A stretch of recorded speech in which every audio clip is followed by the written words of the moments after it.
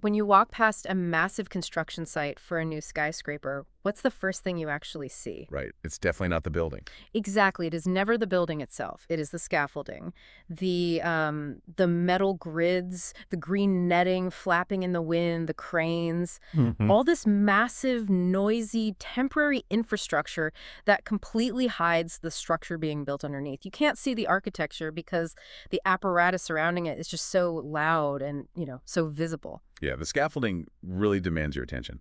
I'm your expert for today, by the way, and I'm thrilled to be here. And I'm your host. But yeah, the scaffolding is entirely functional for a specific period of time. But the ultimate goal of the construction is for that scaffolding to come down. I mean, a building isn't finished until the temporary supports are stripped away. Right.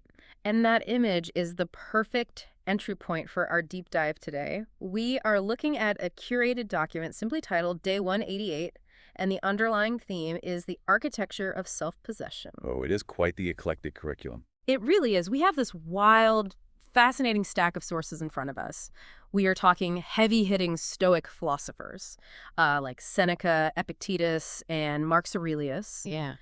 But sitting right next to them in this document, we have Leo Tolstoy, Joan Didion, The Biblical Ten Commandments, a highly controversial excerpt from Robert Greene's Art of Seduction, and modern insights from Maya Angelou, Simon Sinek, Mark Twain, and even the Beatles. On the surface, if you just glance at these texts, they seem to be like pulling the reader in completely different directions. Yeah.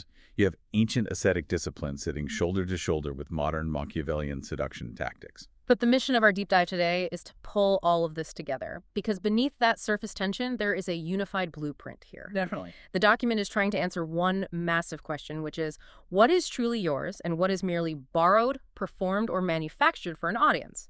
We are going to figure out how to strip away the scaffolding of our lives to find the authentic, authored self underneath. And that process has to start by rethinking the very foundation of how we acquire knowledge in the first place, The document kicks off with Seneca's critique of reading, specifically his take on Homer's The Odyssey. Oh, yeah. Seneca is essentially arguing that we have completely misunderstood the purpose of education. Okay, let's unpack this. Because Seneca's take here is, well, it's brutal. He basically says he does not care if Homer was blind. Right. He doesn't care about the historical timeline of the oral tradition. He doesn't even care what a cyclops technically is in Greek mythology. Yeah, he calls all of that the facts, the dates, the trivia. He just calls it scaffolding. Exactly. What's fascinating here is that Seneca views learning strictly as moral transmission, not information transfer. Right. To him, the only real question when you put down a copy of the Odyssey is, did you walk away understanding perseverance?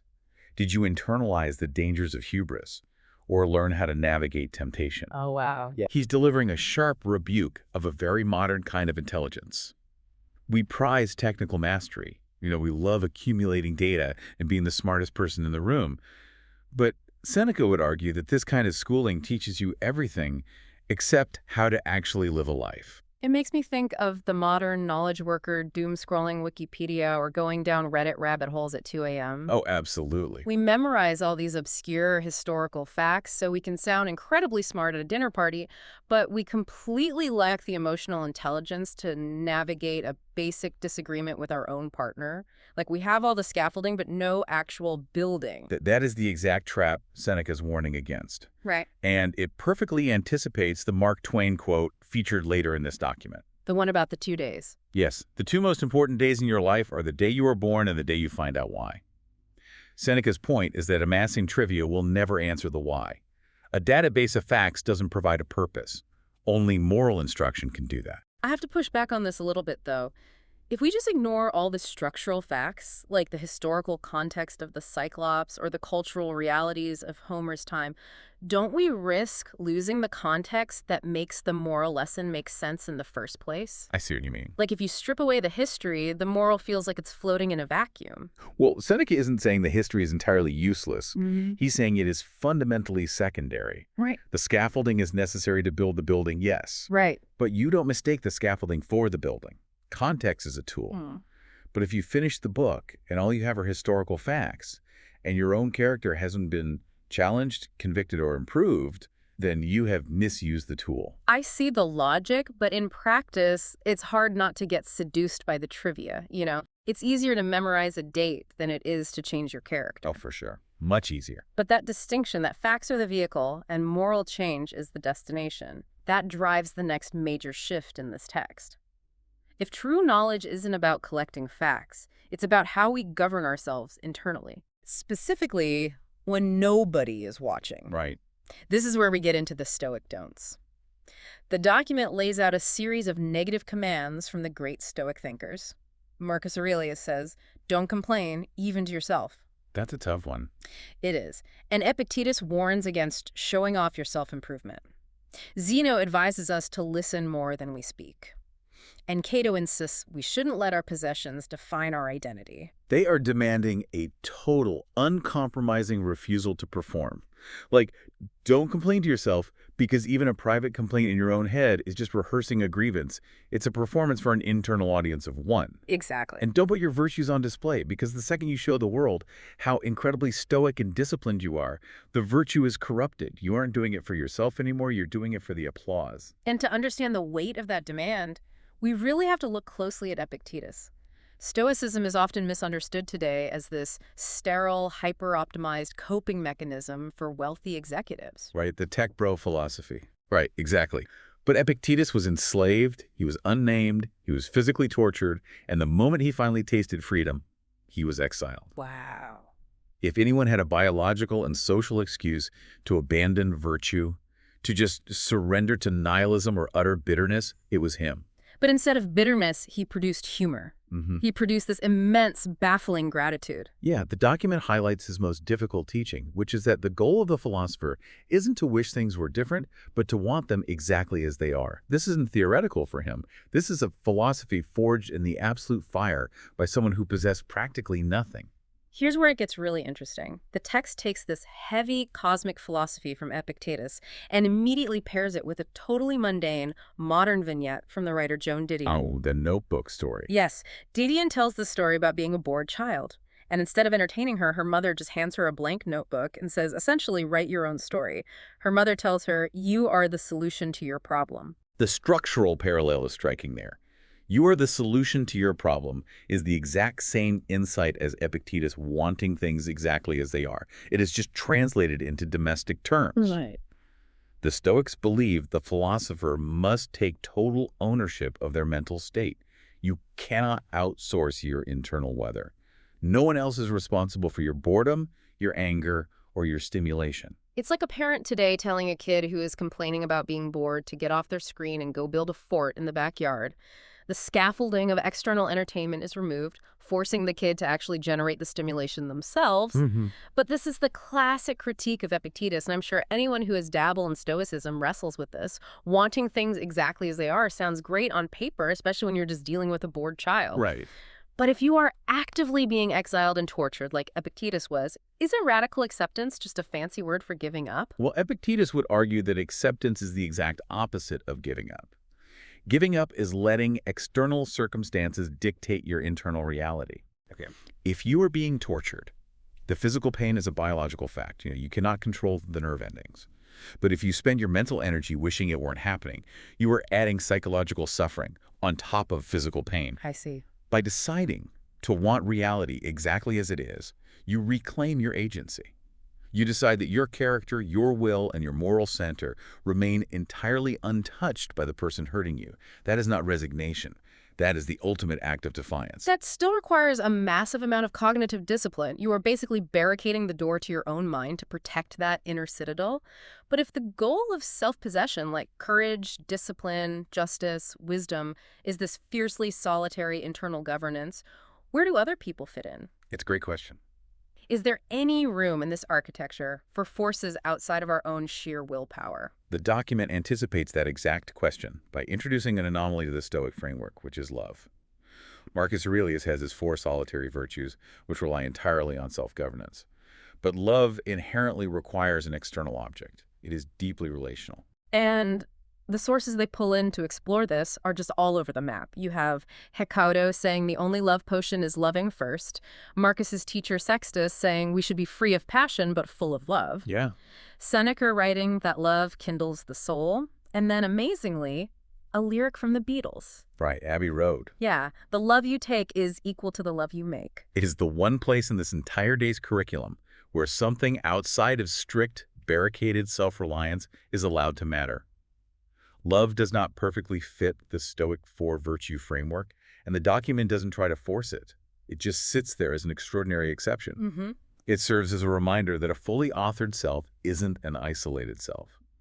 Love freely given is something you truly own, even if it involves another person. But love isn't the only external force the text wrestles with. We also see the Ten Commandments brought into the mix, and this feels like we're operating in a totally different register. Oh, absolutely. Like, the Stoics are all about internal reasoning and self-examination. But the commandments are pure external authority. Thou shalt not. It's handed down from a mountaintop. It's about obedience, not internal philosophical inquiry. Yeah, that external law sits in deliberate tension with the internal focus of the rest of the day. But if we connect this to the bigger picture, the document immediately follows the commandments with an entry from Leo Tolstoy's Calendar of Wisdom, featuring the philosopher Giuseppe Mazzini. Oh, the stripping away exercise. Exactly. And this bridges the gap between external authority and internal work by introducing a spiritual dimension to self-possession. The Mazzini reflection is such an intense intellectual exercise. He literally starts stripping away everything that isn't essentially him, trying to find out what is actually left. Right. Mazzini reasons that his legs are not him, his arms are not him. But then he goes deeper into the cognitive layer. He says his feelings are not him. Even his passing thoughts are not him. He argues that once you strip away all these accidental features, the physical body, the sensory reactions, the temporary cognitions, the only thing that remains is the soul. I look at that exercise like peeling an onion or maybe like debugging a computer. You isolate the hardware, the physical body, that's not the core. Then you isolate the background apps, the emotions that just pop up uninvited. Great analogy, yeah. Then you clear the temporary RAM, the passing thoughts. You keep disabling everything until you find the actual operating system running the whole machine. Structurally, it is the exact same thing Seneca was doing with the Odyssey, stripping away the scaffolding. Yes, exactly. But if I can play devil's advocate for a second, if my legs aren't me and my feelings aren't me and my very thoughts aren't me, if you strip all that away, is there actually an operating system left when you finish peeling that onion, or do you just end up staring at nothing? Well, that is the terror of the detachment exercise, isn't it? If you detach from everything, are you just empty? Tolstoy and Mazzini would answer a resounding no. What remains is the soul, which they view as a piece of the divine. But even secularly, the mechanism holds up. In modern psychology or mindfulness, if you are not your passing thoughts, what are you? You are the observer of those thoughts. Right, the awareness. Yes, you are the choosing will. You are the underlying consciousness that remains steady while the emotions and thoughts weather and change. That core, the choosing self, is the only thing you truly author. So the goal is to inhabit that core, that observer, and stop identifying with the temporary scaffolding. Mazzini shows us how to strip away the false self. But the reality is, the modern world financially and socially incentivizes us to do the exact opposite. Which brings us to the most jarring inclusion in this entire text. Yes, this raises an important question about how much of our identity is manufactured, which is why the document introduces Robert Greene. We have to talk about Greene. Because after this profound, ancient meditation on stripping away performance to find the unadorned self, the document drops in an excerpt from Robert Greene's The Art of Seduction. Talk about whiplash. Right. The passage is literally titled, Appear to be an Object of Desire. Greene's strategy here is entirely about manufacturing desirability. He advises performing popularity, actively surrounding yourself with rivals and admirers, specifically to raise your perceived value in someone else's eyes. It's intense. It relies on the psychological principle of mimetic desire. We want what we see other people wanting. Greene is teaching the reader how to weaponize that psychology. It is the absolute definition of engineering an identity for an audience rather than living a reality. You have Cato saying, don't let possessions define you, and Epictetus saying, don't perform for an audience. Right. And then Greene walks in and says, actually, manufacture a total illusion so people will want you. It explains so much of modern social media behavior, honestly. Oh, completely. People rent a sports car for an hour just to take Instagram photos so their followers think they're rich, artificially raising their value to attract a partner or a sponsor. You are building scaffolding entirely out of smoke and mirrors. And it's important to note the curation here is totally impartial in presenting Greene's text. It does not judge the ethics of seduction. But structurally, by placing Greene directly alongside Mazzini and the Stoics, the text highlights the incredibly seductive logic of living for external validation. Yeah. It forces us to analyze why Green's tactics work, because humans are incredibly susceptible to perceived value, and then asks us to consider the cost of that performance. I think we can answer the cost of Green's seduction logic with another quote from the document. There is a line from Norman Vincent Peale. He says, "The trouble with most of us is that we would rather be ruined by criticism than saved by praise." Such a powerful quote. Right. If we engineer our lives just to be an object of desire by manipulating FOMO and artificial scarcity, aren't we falling right into Peele's trap? We become so obsessed with managing external perception that the audience essentially owns us. hmm We'd rather be destroyed by haters than actually be authentic enough to be helped by genuine friends. Exactly. When your self-worth is entirely tied to the scaffolding, to how others perceive your popularity, you are completely vulnerable to their shifting opinions. You don't possess yourself anymore. The crowd possesses you. Peele's quote identifies the deep psychological vulnerability of the manufactured life. So what does this all mean? How do we actually build this architecture of self-possession without becoming a hermit or a manipulator? The document closes with this brilliant synthesis of practical wisdom that provides a blueprint, and it isn't about rigid perfection. Not at all. George Bernard Shaw points out that success doesn't consist in never making mistakes, but in never making the same one a second time. Building the inner citadel is an active, dynamic process of ordinary, repeated correction. Right, and when we look at how someone like Simon Sinek approaches obstacles in this text, it perfectly illustrates that dynamic process. Sinek says the fun in life is figuring out ways over and around obstacles. He's basically translating Stoic radical acceptance into modern terms. Yeah, that's a great way to put it. You don't grit your teeth and suffer through a roadblock. You treat it as a puzzle. And that internal shift is what allows you to seize opportunities as they multiply, which is exactly the mechanism Sun Tzu describes. You can't seize an opportunity if you're busy rehearsing a grievance about an obstacle. And that reframing requires immense creativity, which Maya Angelou reminds us is inexhaustible. The more you use, the more you have. When you stop expending all your mental energy manufacturing a fake identity for an audience, you free up massive reserves of creative energy to actually author your own life. Which changes your entire relationship with time, too. Bonnie Friedman notes that an unhurried sense of time is in itself a form of wealth. I love that one. Yeah, because when you aren't performing, you aren't rushing to prove your value to someone else. You are wealthy in the currency of your own attention. The entire deep dive we've taken today, from Seneca's Critique of Trivia to Tolstoy's Debugging of the Soul, from Didion's Blank Notebook to the rejection of Green's seduction tactics, it's all meditation on authorship of the self. Owning your soul, your will, your judgment, and resolutely rejecting everything that is merely borrowed or manufactured for the crowd. Because the scaffolding will eventually fall away. You have to make sure there's an actual structure standing beneath it. Which brings us to the end of our journey today. It's been a great discussion. It really has. But before we go, I want to leave you with one final provocative thought to mull over on your own. We've talked a lot about the trap of the performed self. So I want you to ask yourself this.